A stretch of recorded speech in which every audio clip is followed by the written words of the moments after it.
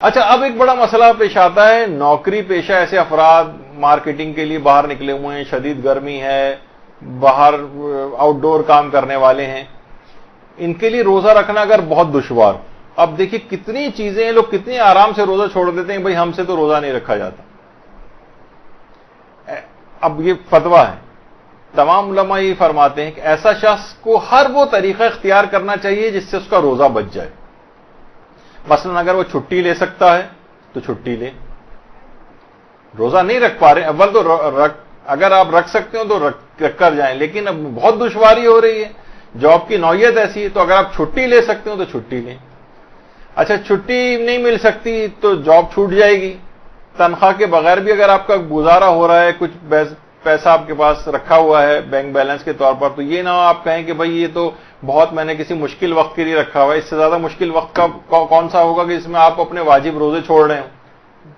تو یہ اس موقع کے لیے اس پیسے کو استعمال کریں آپ. ٹھیک ہے، ایک مہینے کی اگر کسی کی جاب ایسی چھوٹتی لگتی رہتی ہے تو وہ جاب چھوڑ دے اور آرام سے گھر بیٹھے کام نہ کرے.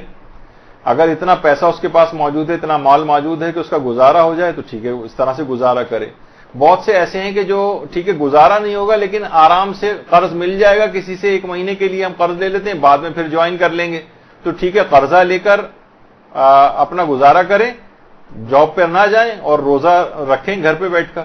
یہ بھی علماء فرماتے ہیں. اگر یہ سب بھی ممکن نہیں ہے، مثلا جاب چھوٹ جائے گی تو بڑی پریشانی میں آ جائیں گے اور جاب کرنی بھی ضروری ہے اور روزہ اگر رکھیں گے تو روزہ نہیں رکھ سکتے، تو فقط پھر اس میں اتنا کھانا یا پانی استعمال کر سکتا ہے کہ وہ ناقابل برداشت کیفیت ختم ہو جائے،